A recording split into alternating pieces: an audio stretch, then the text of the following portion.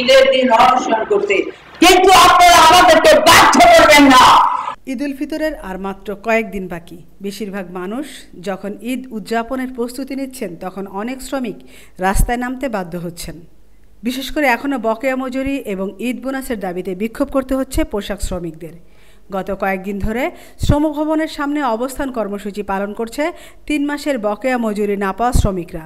গত মঙ্গলবার শ্রমভবন থেকে সচিবালয়ের দিকে মিছিল করা শ্রমিকদের সঙ্গে পুলিশের সংঘর্ষের ঘটনা ঘটে। এ সময় পুলিশের লাঠিচার্জে অনেক শ্রমিক আহত হন। বকেয়া মজুরি না পাওয়া একটি কারখানার একজন কর্মচারী অসুস্থ হয়ে মৃত্যুবরণ করেছেন।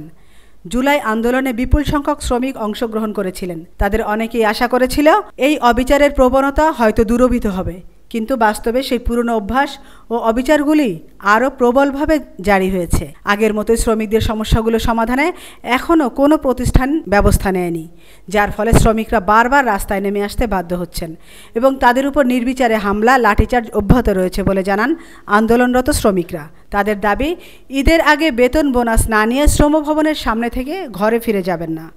আমরা এই ফ্যাক্টরিতে আর কাজ করতে চাই না, আমাদের পাওনা দাওনা বুঝিয়ে দিয়ে এই ফ্যাক্টরি নিলামে ওটা বিক্রি করে দেন। আমরা এরকম বাংলাদেশ চাই না, এরকম পুলিশ প্রশাসন চাই না। যেই দেশে গৃহযুদ্ধ শ্রমিকের সাথে পুলিশ লাগে এবং ছাত্রদের সাথে সংঘর্ষ জড়িত হয়, আমরা এরকম রাষ্ট্র চাই না। আমরা সুন্দর এবং একটা সুস্থ স্বাস্থ্য বাংলাদেশ চাই। আমরা চাই না ঈদের দিন অনুষ্ঠান করতে, কিন্তু আপনারা আমাদেরকে বাধ্য করবেন না। সরকারের উদ্দেশ্যে বলছি, আপনারা বাধ্য করবেন না সেই দিকে যাওয়ার জন্য, যে আমরা ঈদের দিন এখানে বসে আমাদের সমস্ত পরিবারবর্গ ফেলে এসে এখানে বসে আমরা অনশন করবো। এইরকম পরিস্থিতি যেন সৃষ্টি না হয়, এটা সরকারের উপদেষ্টা, শ্রম উপদেষ্টা, শ্রম সচিব সহ সরকারের প্রতি আমরা আহ্বান জানাচ্ছি, এই বিষয়টা আপনারা দেখবেন। আমাদের দাবি পরিষ্কার, আমরা বলেছি আমাদের বকেয়া মজুরি, ডিসেম্বর মাসের বকেয়া মজুরি যাদের বকেয়া আছে, ডিসেম্বরের বকেয়া মজুরি দিতে হবে।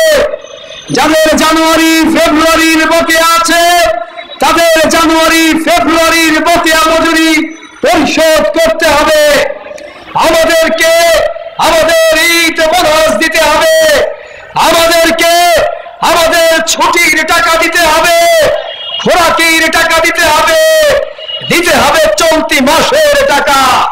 কারণ 3 মাস মজুরি না পাওয়ার কারণে বাড়িওয়ালা আমাদের খোঁজে, দোকানদার আমাদের খোঁজে বাকি টাকা নেওয়ার জন্য, বাড়ি ভাড়ার পাওনা টাকা নেওয়ার জন্য।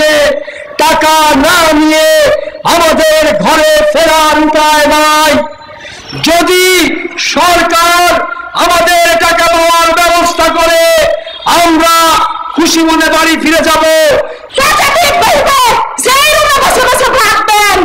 যদি ঈদের আগে আমরা আজকে 27 তারিখের মধ্যে আমাদের বকেয়া পাওনা পরিশোধ না হয়, ইনশাআল্লাহ আশা করি বাংলাদেশের শিল্প কারখানার চাকা আপনার ঘুরবে না। আমরা কেন্দ্রীয় গ্রুপে রাখার প্রস্তুত। বিকাল 5টার পরে নেগেটিভ ভাববো ইনশাআল্লাহ।